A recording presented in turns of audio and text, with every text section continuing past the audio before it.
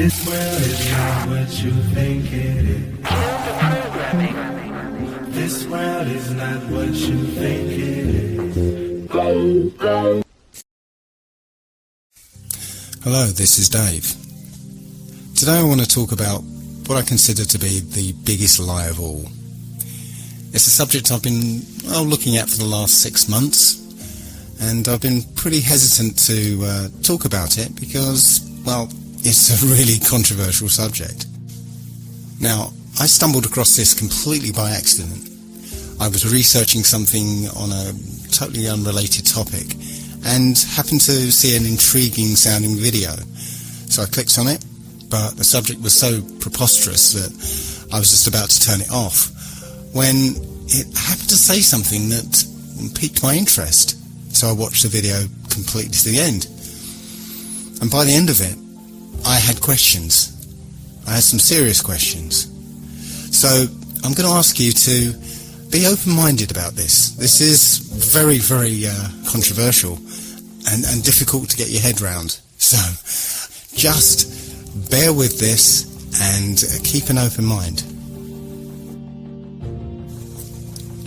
So, in order to determine the truth, I'm going to be using a few principles here. The first of which is the scientific method, something that the scientific community doesn't seem to use these days. But the scientific method is where a theory or opinion is put forward that matches what we observe. But if something comes along that contradicts those observations, then the theory must be discarded.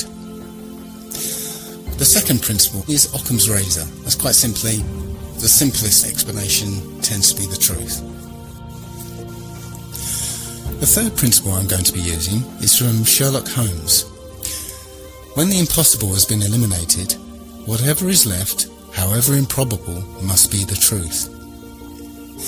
I'm also going to have to accept a couple of things. The first of which is what I call the ant's perspective. If you imagine an ant walking across a runway, and all of a sudden a jumbo jet lands next to it, the ant's probably going to say, "What the hell was that?"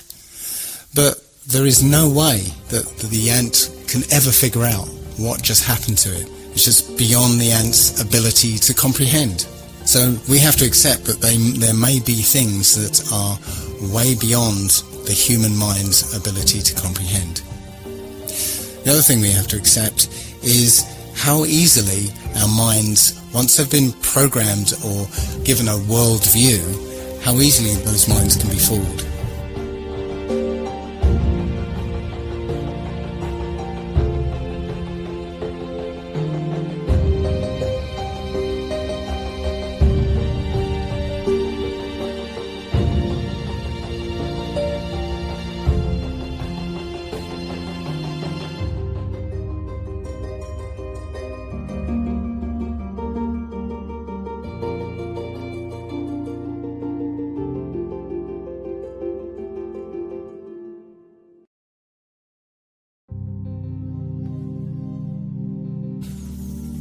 You started watching that video with a certain world view. After all, you know what a room looks like. But those preconceptions caused you to ignore some of the subtle cues that would have given the game away, such as the black rectangle underneath the chair, or the difference in colour between the cups, or even the strange angles of the picture on the wall. You believed a visual lie because your world view was so powerful that it blinded you to any evidence that contradicted it. The other thing I'd like to mention at this point is how easily we can be fooled by two-dimensional imagery. We've been trained and conditioned to suspend disbelief when we see certain two-dimensional imagery, such as photographs. A photograph is not reality. It's a photograph. And photographs can be altered and manipulated. Video is not reality. And here's some examples of that.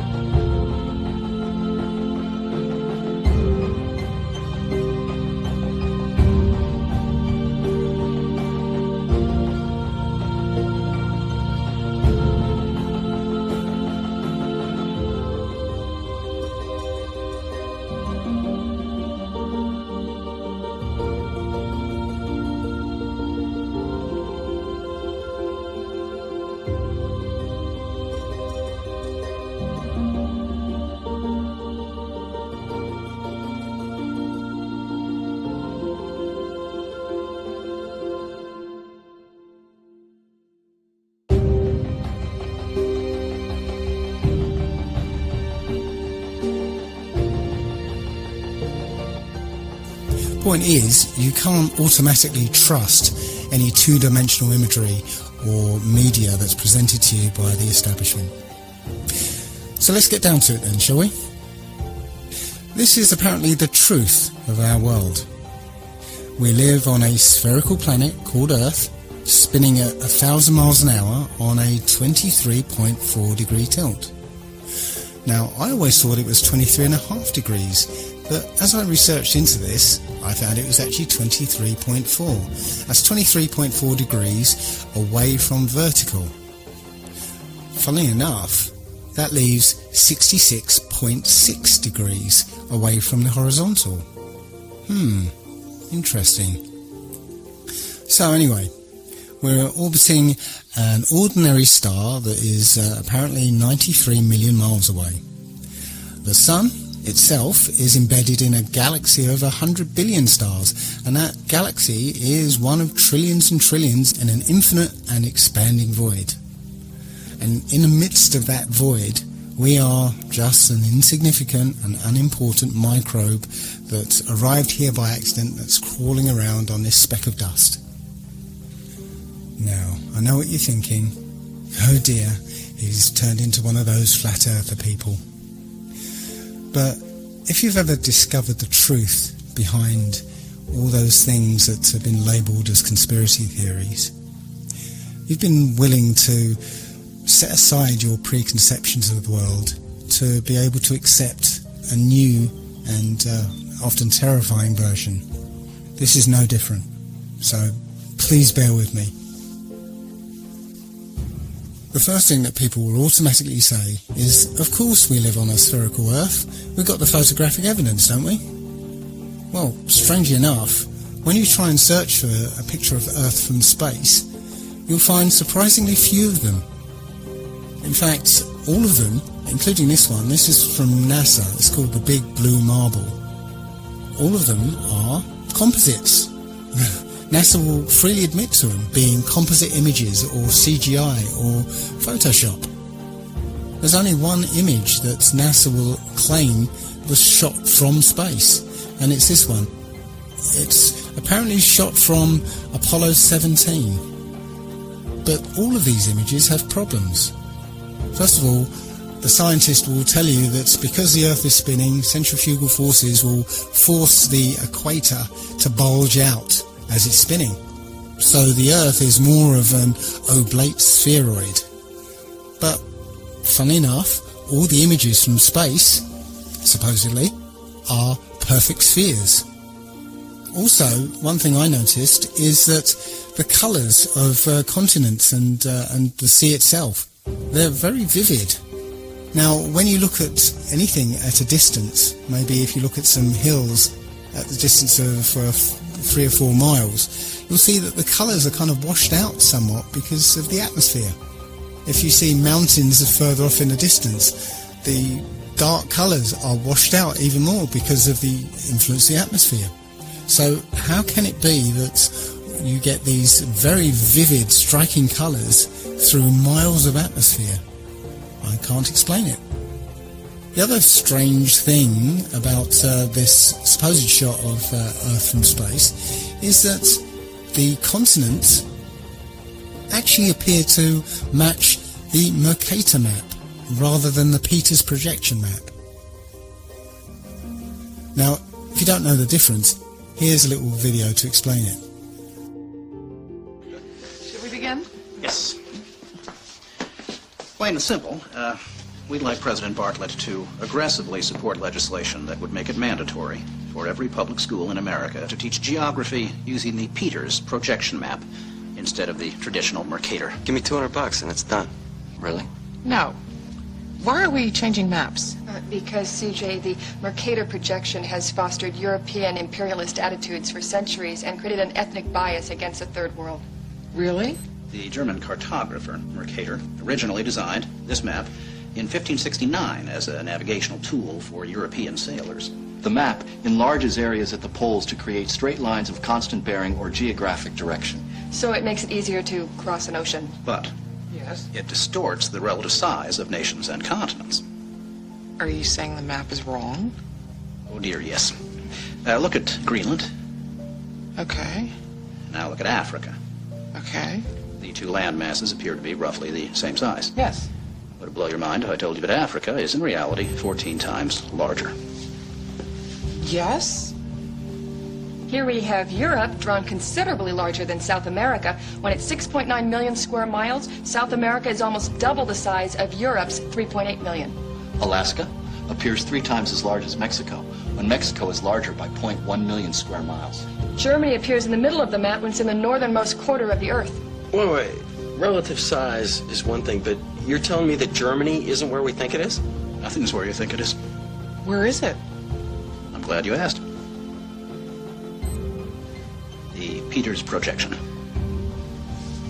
It has fidelity of axis. Fidelity of position. East-west lines are parallel and intersect north-south axes at right angles. What the hell is that? It's where you've been living this whole time. Should we continue? Uh-huh.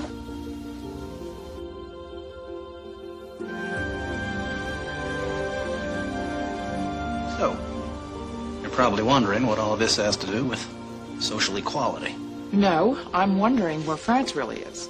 Guys, we want to thank you very much for coming in. Hang on, we're gonna finish this. Okay.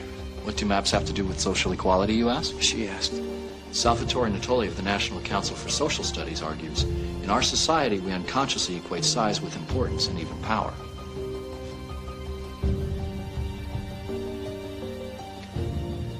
I'm going to check in on Tubman. Go. These guys find Brigadoon on that map, you'll call me, right? Probably not. Okay. When third world countries are misrepresented, they're likely to be valued less. When Mercator maps exaggerate the importance of Western civilization, when the top of the map is given to the Northern Hemisphere, and the bottom is given to the Southern, then people will tend to adopt top and bottom attitudes. But wait, where else could you put the Northern Hemisphere but on the top? On the bottom. How? Like this. Yeah, but you can't do that. Why not? Because it's freaking me out. So the Mercator map was designed as a navigational aid, but the Peters projection map is a more accurate rendering of what the continents look like. So why then do all the images of Earth from space show the Mercator map? I guess that's because that's what we're used to. Even the one image that is claimed to be an actual photograph of Earth from space is called into question, simply because of a film that was released accidentally by NASA of Apollo 11 faking the very first picture of Earth from space. So let's have a look at that video. An old reel received by mistake. It contains the raw or unedited footage of the crew of Apollo 11, Michael Collins, Edwin Aldrin Jr. and Neil Armstrong, staging part of their mission for nearly an hour in living color, with exceptionally clear behind-the-scenes audio of conversations discussing the techniques used to achieve a disingenuous picture depicting the Earth at a distance, in order to falsely demonstrate their far journey from it and their ability to survive passing through the Van Allen radiation belts. It cannot be misconstrued that this staging was done for some other reason, for the reel itself is slated and dated July 18th, 19th and 20th, 1969, the very days of the mission when they were said to be approaching and achieving lunar orbit. Understand, too, that only about 20 seconds of this raw footage was ever broadcast to the public, and these conversations discussing their deception were believed to be private.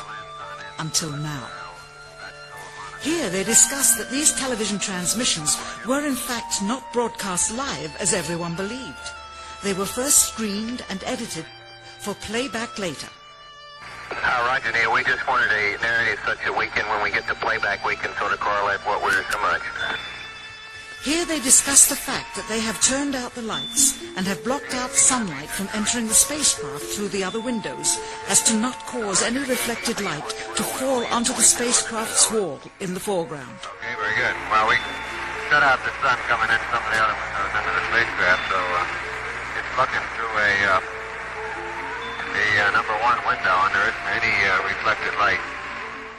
The reason this was done is so that the truth of the matter would not be revealed. It is this. Though the federal government would have you believe that this is a view of Earth from a distance out of the spacecraft's window as it nears the moon, it is not. What they have ingeniously done is placed the camera at the back of the spacecraft and centered the lens on a circular window in the foreground, outside of which it is completely filled with the Earth in low orbit. The circumference of the window then appears to be the diameter of the Earth at a distance, with the darkened walls of the spacecraft appearing to be the blackness of space around it. That is why they wanted the interior dark and blocked out the sun from any other windows. Here you can see the extruded window, probably 2 inches thick at the bottom. This is because the Earth's shine is coming in at a downward angle. It also causes the Earth to appear to be an irregularly shaped circle, for you are seeing the outside of the window at the bottom and the inside of the window at the top, which together form 2 different sized halves of a circle. Subsequently, this take was never used. As they perfected the shot, a crescent-shaped piece of black material was inset slightly into the window to create the illusion of the Earth's terminator line dividing night and day. It is uncannily convincing. During this segment, intended to be edited and played back later for the worldwide television audience, dated July 18, 1969, Neil Armstrong condemns himself as he states that he is 130,000 miles out, or halfway to the moon, as the NASA flight log also states on this date, when he is in reality in low Earth orbit of a few hundred miles. Roger, Houston, Apollo 11. Calling in from about 130,000 miles out. Here, during another segment, also intended to air after review, Neil Armstrong falsely explains to the viewers how the shot is attained by putting the camera's lens to the window's glass, as it would have to be if they were the claimed distance away from the Earth. We only have one window that has a view of the Earth, and it's filled up with a TV camera. If the window was completely filled up with a TV camera, as he stated, then an astronaut's arm would not be able to get between the camera and the window, as it obviously does here in this outtake. South America becomes invisible just off beyond the Terminator or inside the shadow. You can also notice how the astronaut operating the camera reacted to the mistake by attempting to pan away from it. See white bands of major cloud formations across the Earth.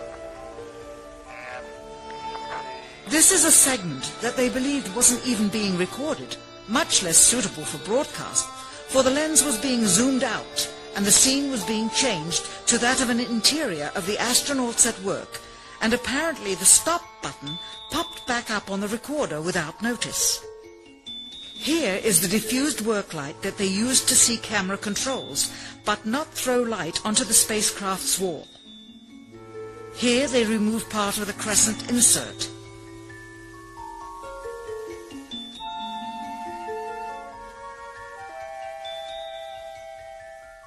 Finally, the iris is opened up to see the real location of the camera and the very bright and near Earth out the window. Here is the slate for the 19th of July, and the same shot of trickery on the 19th of July, and then the 20th, and the same misleading shot on the 20th. Later that evening, they were said to be walking on the moon. How can this be when they were in Earth orbit only 9 hours earlier, and the moon is some 3 days' journey? Well, you can see the full sequence on a documentary called A Funny Thing Happened on the Way to the Moon. That's one that I highly recommend you have a look at. But as for photographic evidence of a globe Earth, nope, it doesn't exist. Now let's take a look at Earth's supposed curvature. Many people point to Felix Baumgartner's recent record-breaking freefall jump and point to this picture in particular. It clearly shows a curvature of the Earth, but let's take a closer look at it. Well, it's quite obvious that a fisheye lens is used here, If you look at the shape of the capsule itself, those are usually built with fairly straight lines, and you can see the lines are very curved on the edge of this capsule. He took off from New Mexico, and the surface of the Earth looks like, well, it's one big large landmass, and that's New Mexico. I didn't realise that New Mexico took up so much of the Earth. It's clearly a fisheye lens. We know intuitively, if we stand on a beach with a panoramic view, that the sea is flat. It's flat at sea level, it's flat from the top of Mount Everest, it's flat from over 20 miles high. I got this image from another YouTuber. I can't remember the guy's name, but he's the one who goes, "Where is the curvature? Where?" But it's a picture of the New York City skyline from over 40 miles away. He says it's 60 miles away, but I measured it on Google Earth, it's 40 miles away. The reason I added this one is because I used to live halfway between Bear Mountain and New York City, and from North Route 17 I was clearly able to see the New York City skyline from about 20 miles away. From 40 miles away, the New York City skyline